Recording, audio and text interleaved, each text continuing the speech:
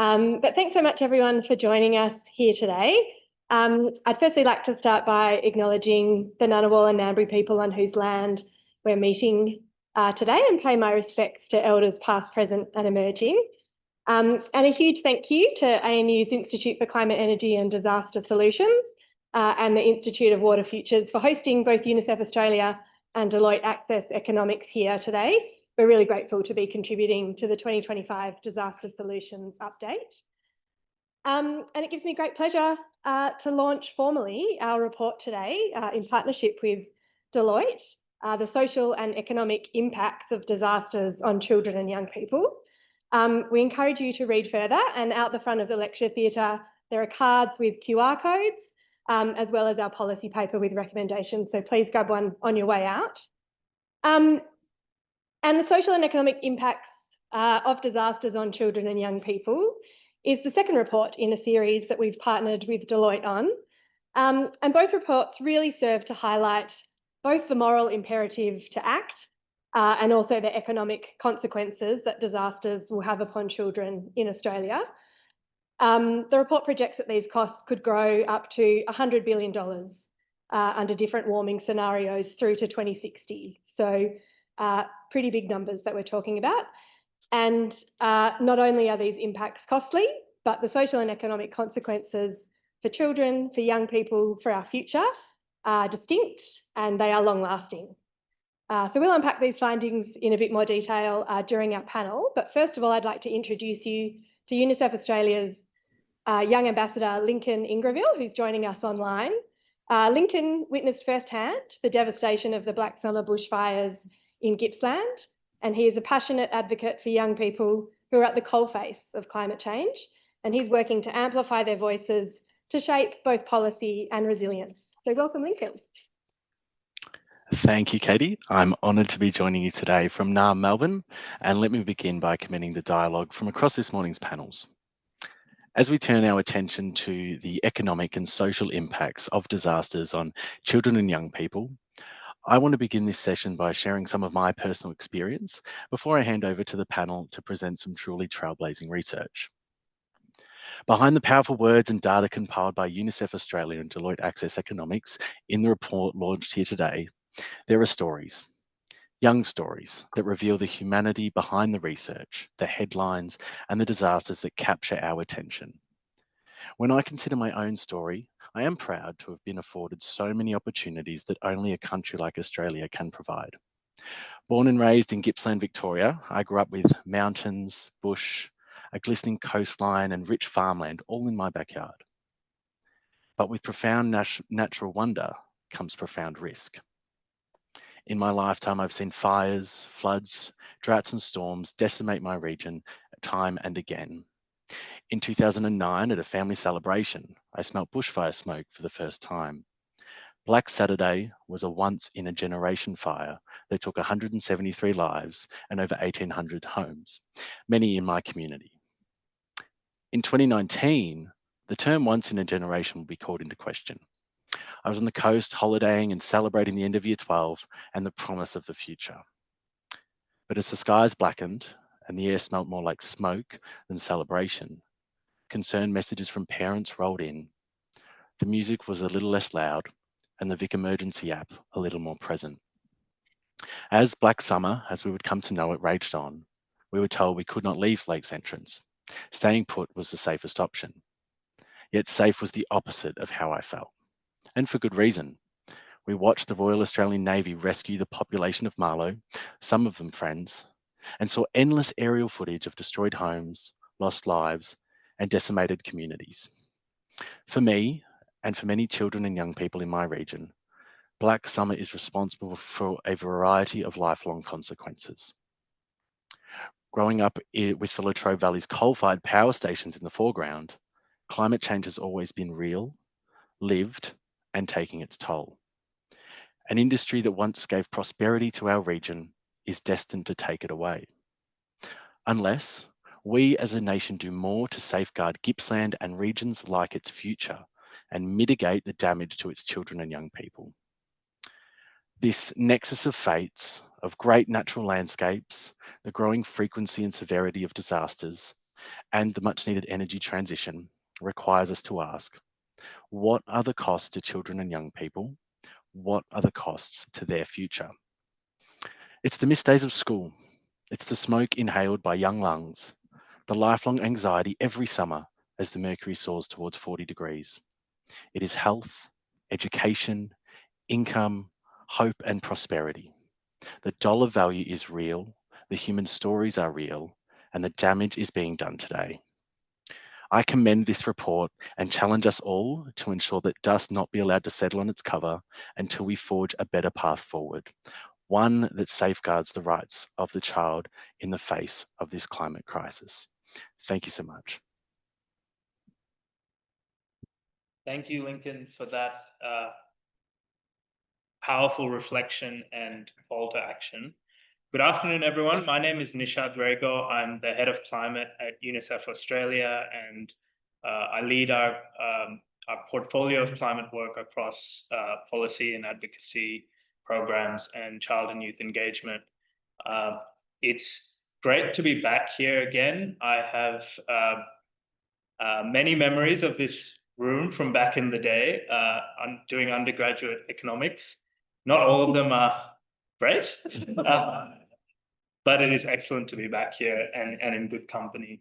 I just want to start by underscoring some of what Katie has said. The findings of this report make for quite sobering reading. The headline finding, as we'll discuss in more detail, is that disasters impose a $6.3 billion measurable economic, social cost on children and young people in an average year. And these costs come from impacts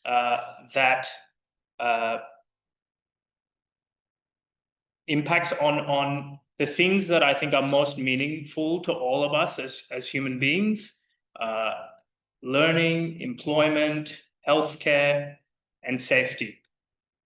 And as we've heard already this morning, the Australian government is about to release its nationally determined contributions, its national climate risk assessment, and its national adaptation plan. And in that context, I think this report offers yet another stark warning. If we are not ambitious about limiting global warming, climate-related disasters will become even more severe and frequent than we are able to predict.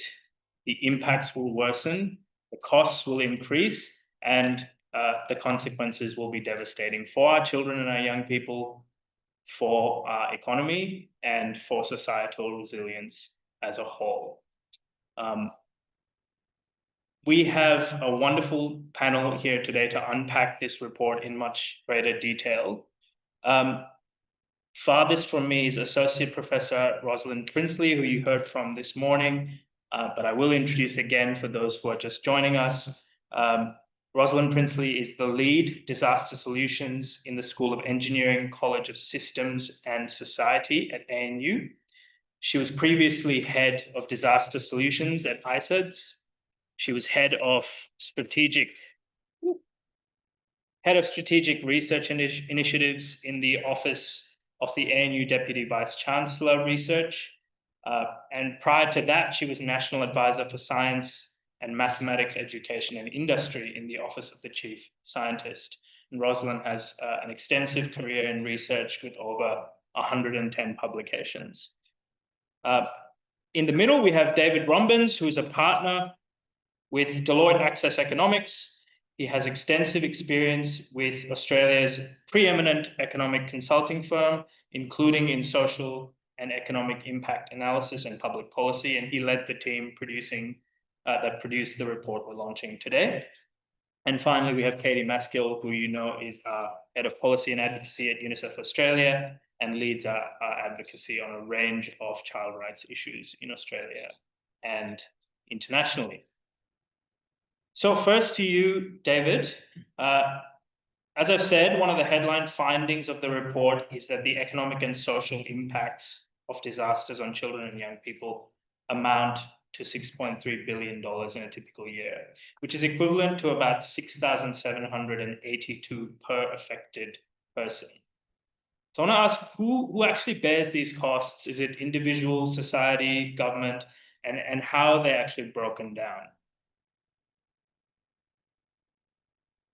Thanks, Nish, and hi everyone.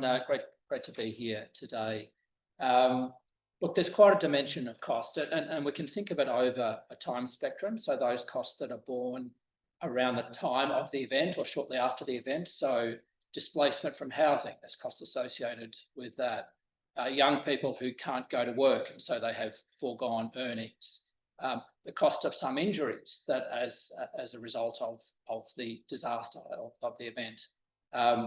Those costs are borne at the time and are significant, but they're actually shaded by the costs that come over time afterwards. And so here we can think of things like, these are traumatic events. So the data does show that children and young people who have been exposed to a disaster are more likely to seek mental health support. So conditions like anxiety, depression, problem sleeping, PTSD. There is a statistical difference in those children and young people who have been exposed relative to their peers. And there's a range of costs associated with that, which are essentially the treatment and support costs. So people are seeking treatment and the costs in providing those. So that's a significant element. The largest element in the report is then on a further longer term dimension, the disruption that the disaster can have to learning and education. So again, the data shows that children and young people who have been exposed to a disaster, it's likely to affect their learning. So you have a lesser rate of year 12 completion, you have lower academic results compared to their peers and adjusted for socioeconomic circumstance. And that affects children at the time, but then it can also have a lifelong effect, because we know that on average, people who are less likely, who don't complete year 12, are likely to have lower labour force participation, lower lifetime earnings. So you're kind of setting up a differential then where people are on a different path to the one they would have been in if the disaster hadn't been there. And so that amounts to the biggest difference. As to who bears, it's a mixture of the individual and government. Government is bearing a lot of the upfront costs. So generally, we are as a society pretty good at emergency management, at providing supports. Government plays a role. But then the costs over time, and particularly the lack of earnings that can be attributed to or that can be linked to lower education completion, are more borne by the individual. So overall, it's the individual or about 55% of the cost, and particularly for those that occur over time. Thanks, David. Just want to delve into the long-term implications of some of the costs that you have just outlined, particularly in lost learning and lost potential earnings. So Katie, can you tell us a bit more about what those costs mean from a policy perspective and perhaps from a productivity perspective or lost productivity perspective? Sure, thank you, Nish. That's right, as David kind of explained, and what we see in the report is that the biggest cost is to the disruption to education. And I think what's really important to understand is that it might not just be from one disaster and your school might be closed for a couple of days or a couple of weeks.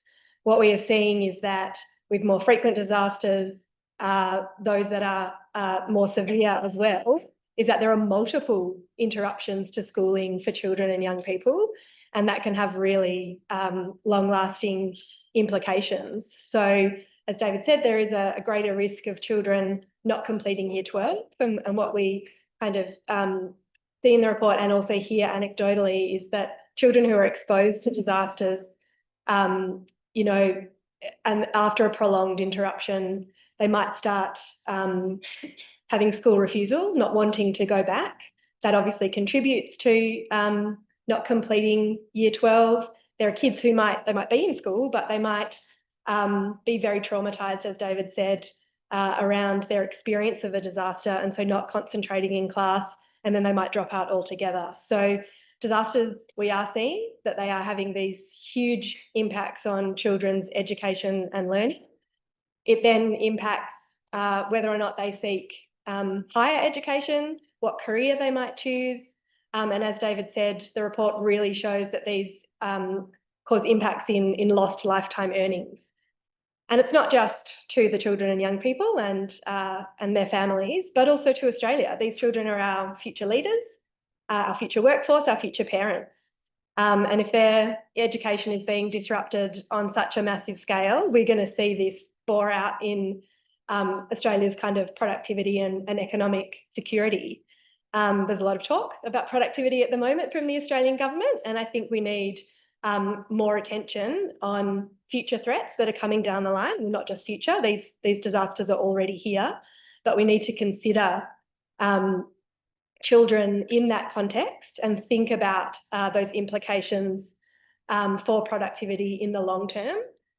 And I think when we think about children in this context, it needs to be through a preventative lens. We saw this morning we're spending huge amounts of money on recovery. We need to spend more on building resilience, on being prepared and taking a preventative lens. And this stuff for children is not a new concept, right? We know that governments invest heavily in the early years, investing in universal early learning, in child safeguarding and protection. We know that if children experience a shock during childhood, that they're going to need extra support. So this is not a new equation. So we really need to think about how we continue children's learning, how we continue their access to play and also access to employment for younger people so that we can safeguard their future, but also Australia's productivity. Thanks, Katie.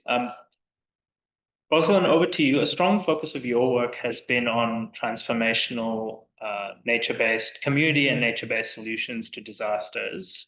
How could some of these solutions assist in strengthening the services and infrastructure that children and young people rely on? Just before I answer that question, I'd like to turn to a previous speaker who mentioned Gen Zs. I've got 2 Gen Zs in my family, and I have to say that when I was that age, I don't think I'd ever experienced anything like a disaster. And my 2 Gen Zs, I'll start with one who was about 4 years old in the 2003 Canberra bushfires, found her hiding under the bed with a teddy bear, terrified. So, yeah, sorry, was very emotional. We had to evacuate. And then they experienced the bushfires in 2019-20, affected their health, and have since experienced COVID, which was a massive disaster and really has affected those kids. So my whole goal is to try work out how we can actually stop these disasters happening in the first place, at least reduce their impact. And what I'm seeing is that the traditional approaches that we have to disasters just aren't working, and they're not keeping up with climate change. So we need to expect the worst, and we need to do something different from what we've done in the past. We need to find new solutions. So the research that we've been focused on here is to find those new solutions. How can we stop those catastrophic bushfires happening like we had in 2019-20? And we now have a Bushfire Research Centre of Excellence at ANU that we've worked really hard to build up. How can we use nature-based solutions to both improve the environment and to reduce the impacts of flooding? We even have some research here on how we can intervene in cyclones to reduce their intensity. And of course, if we can reduce their intensity and their impact, then we're reducing those disastrous results that we have for our children that we've been talking about today. And to achieve this, we can only do so much here at ANU. We need massive, rapid innovation at scale in Australia and around the world, and we're not seeing it happen. We need large collaborative research missions to make these solutions happen in time to avert the impacts of intensifying extreme events. So we need to recognise the scale of the threat and respond accordingly, and it's happening too slow.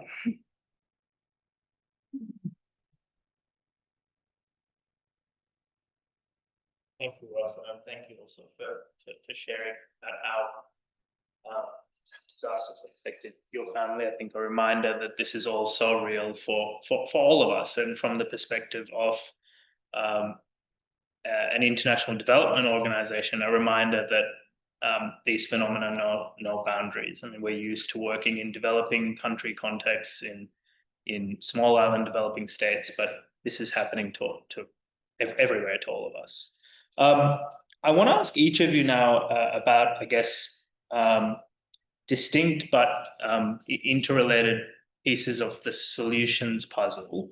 And first to you, David, on data. The report notes in a couple of places that these cost estimates are conservative, and this is largely due to limited data available. So can you tell us a little bit more about what types of data we're missing, what's below the iceberg, if this is the tip of the iceberg, and how we can fill some of these data gaps in our national systems?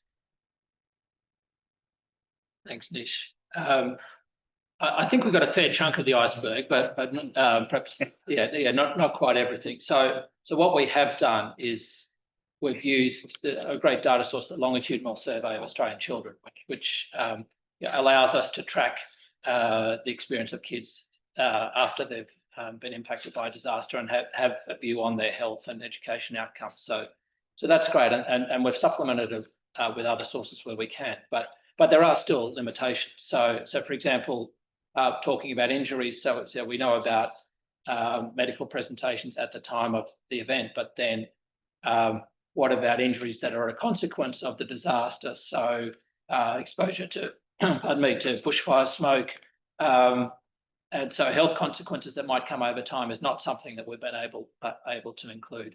Mental health effects, we're actually only able to cost that for the first 2 years after a disaster. So we're kind of lacking a picture as to how long-lived those might be. So there are certainly still gaps. We are, fortunately in this country, we live in a country where evidence is important in policy making, and so collecting that evidence and getting better evidence is a worthwhile ambition. So to the extent that we can get an age flag within more data sets, particularly given we know that the circumstances, the developmental circumstances of children and young people facing disasters is places them in a different position to the adult population. So understanding that will be important.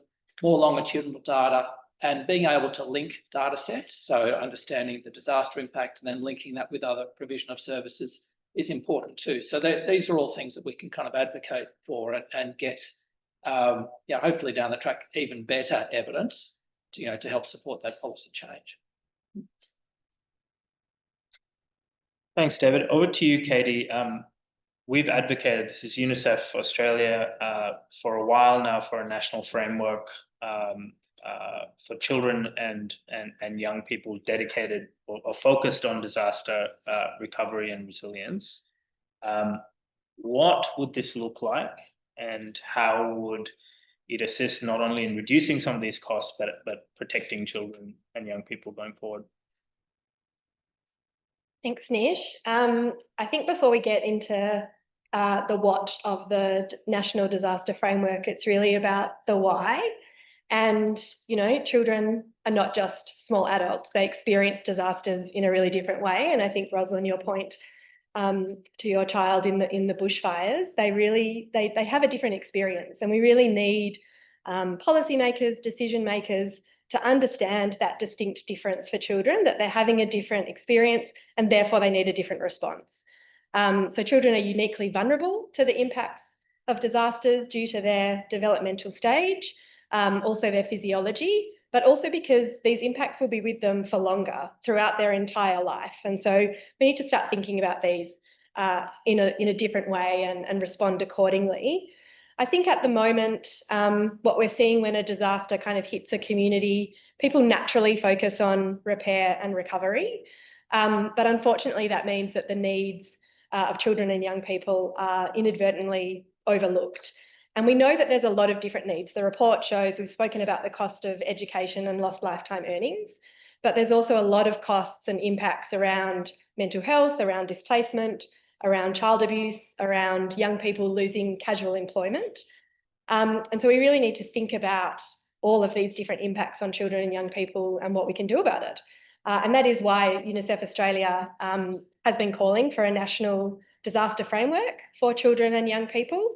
Currently, each state and territory kind of has their own plan, and they deliver things kind of in a different way. We really think that we need a nationally consistent approach to this so that we can get the right systems and supports in place to ensure that children are supported not just during a disaster, but before, to build that resilience during a disaster, and most importantly, in that recovery phase. And as David said, disasters have a really long tail. We see particularly a lot of mental health symptoms don't show up immediately, and so we need those right systems and supports in place so that children and their families can have the right services to be able to respond to disasters in the long term. Yeah. Great, thanks, Katie. And finally, funding, which is always the big elephant in the room. Rosalind, you've previously called for a national innovation fund for disaster solutions. Tell us a bit more about the fund, but how we might embed funding for child and youth specific solutions in such a fund. Sure. So someone said earlier that disasters aren't in the future, or they are in the future, but they're here now. Whereas one likes to think that defending our country from foreign invaders is far away in the future. But it's kind of interesting to think that the government's spending $3.4 billion over 10 years to have established an advanced strategic capabilities accelerator to deliver capabilities needed by Australian Defence to connect and streamline defence innovation, science and technology. And we have nothing like that for disasters. The Defence Science and Technology Group annual budget is nearly $500 million. They have 22,000 scientists, engineers, IT specialists and technicians. We don't have anything like that to defend Australia from intensifying natural hazards, to deliver the new technology, strategies and capabilities that we need. We have a sprinkling of research funding, $85 million over 10 years with the Natural Hazards Research Australia Centre. It's nothing compared to what we have for defence. So I think we do not have the balance right. I'm not saying we shouldn't be defending our country from foreign invaders, but we should be defending our country from disasters which are ever present and increasing. What I'm finding with youth, and I think we could really work with this, with our disaster solutions research here, is there's a lot of enthusiasm from our Gen Z students, as Hannah would call them, in ANU, to come and work with us to help us research these disaster solutions. And they tell us that it makes them feel much better about their climate anxiety, which seems to be an ever-present issue for our youth. Another suggestion that I think is worth thinking about, although not all youth might be that keen on it, is a suggestion from Don Blaxland, who's an ANU academic here, is to have a youth national service in disaster preparation and emergency response. And this would both create a new workforce of young people to contribute to those ever-growing costs of preparing and responding to disasters. But to my mind, it would also familiarise our young people with what needs to be done to protect them and to prevent disasters from having that impact that they're going to have and now having already. And it would really skill them up into what's going to be needed for their future. So that's another way that we could spend those funds. Thank you. Well, we've got about 10 minutes for questions from the audience. We might start online, Lena, if there are any, and if there are questions from the room, please raise your hands. This is a question that has followed us actually through the whole day, but I think it will be relevant to the panelists to make a comment on. The question is around genuine consultation, and in particular with the advanced of Gen AI and AI-driven news development, the nice way of putting it maybe, and disinformation campaigns more broadly, how citizens, governments, organizations, I suppose, might consider that genuine consultation and how to advance and support it in the context of technological advances and the positive impacts of that, while making sure that we're considering engagement and intersectionality as we think about support.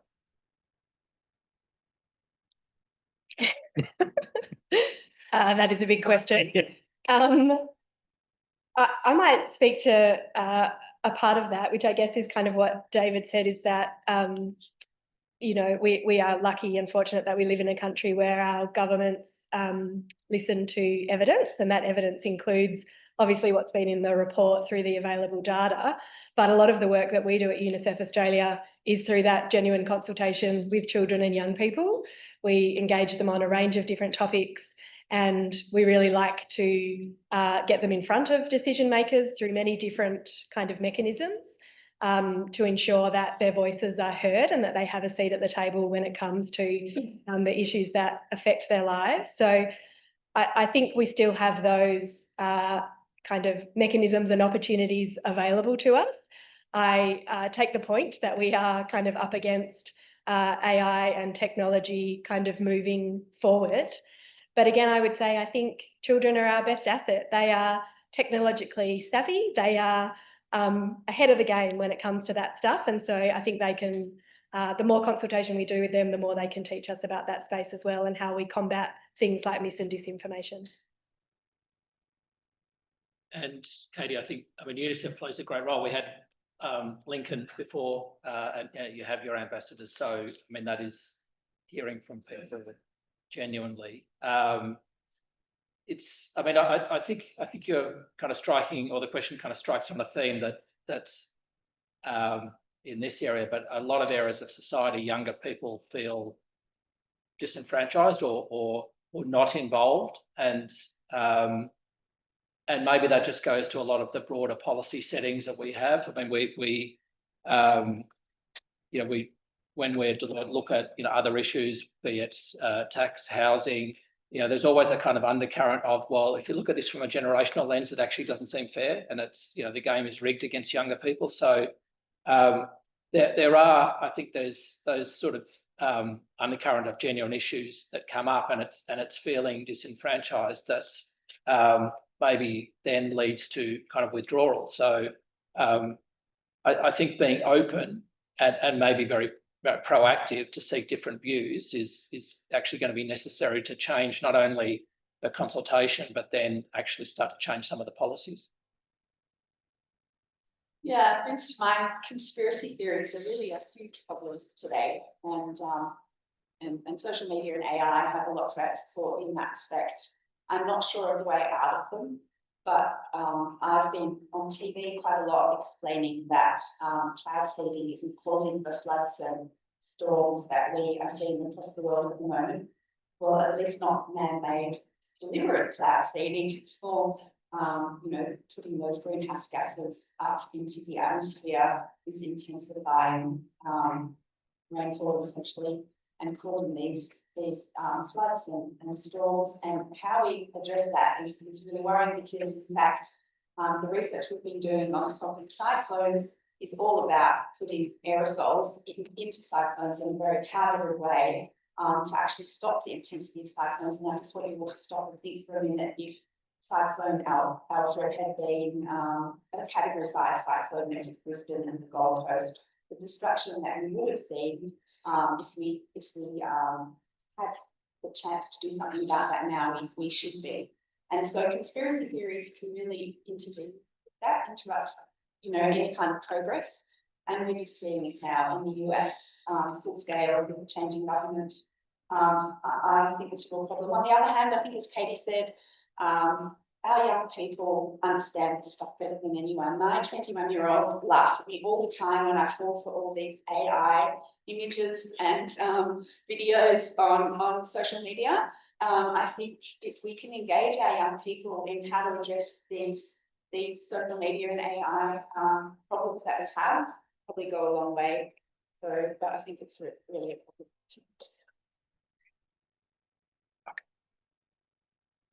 Okay. Do we have any questions from the room? Up the front, Louisa.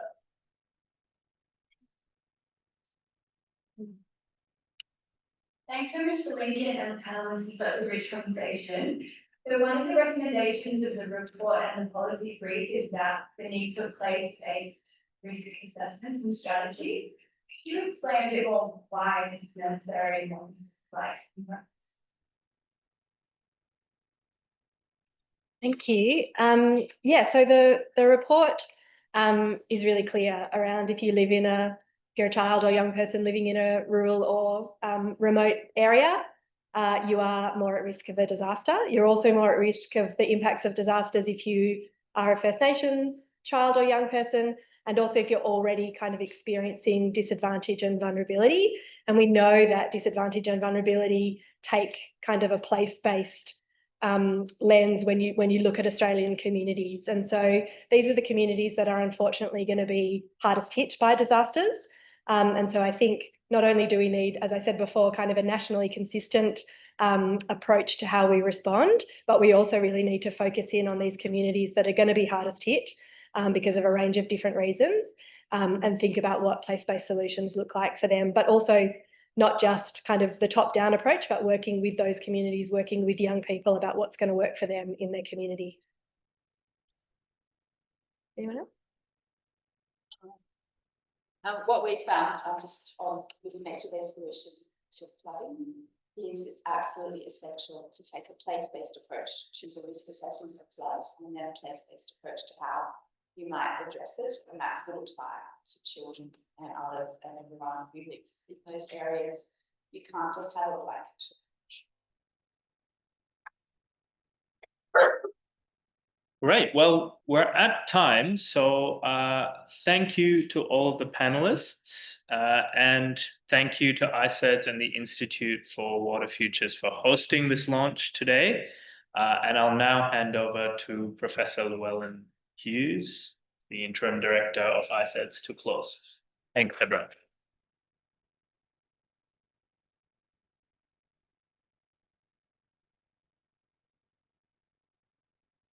Thanks. Some really tough conversations about the challenges that we're going to face, and particularly young people are going to face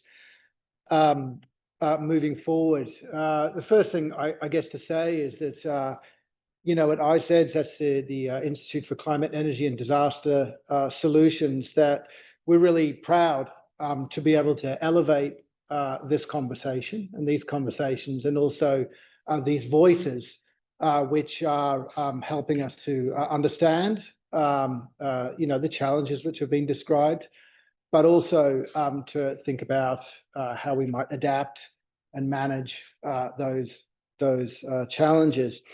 I think also as I was listening and reflecting today, the discussions that we've heard really show the ANU and the university sector and the research sector broadly really at its best. You can see that the work which is being done here is based on deep research. It is very technically capable, but it's also highly engaged, both with the community together and also with different communities as well. And as we've heard from the last panel, a crucial community is the youth. And I've got a couple of, I guess they're Gen Zs. I don't know, maybe they're millennials. I need to figure that out myself. And it's also engaged with organizations which are operating within the community as well. So it's really important for me to thank UNICEF Australia for partnering with us in the work that has been done here. Also with NEMA, there was some work that was mentioned a little while ago about nature-based solutions, as well as the Institute for Water Futures here at the ANU in helping to deliver the work that has been done here. Today's discussions have been recorded, and so they'll be made available. I think it's on YouTube, certainly via the ICED's website. You've heard a couple of different documents which have been released today. Most importantly, the document which was just referred to in the previous panel. And that's also available to you to download. So I really encourage you to engage with that material and to share that material with other audiences, not only here, but really around Australia, because as you've heard, it's highly relevant to communities from really across our country, not just here in the ACT and in Canberra, although obviously very important to us here. So yeah, really terrific to be able to have the honor of closing things out, to elevate the voices and the discussions that we've heard here. We need more of it, more money as well, as Rosalind pointed out. And I welcome you all to continue the conversation over lunch. There's some lunch back where we were a moment ago, and look forward to speaking with you again. Thanks so much for coming.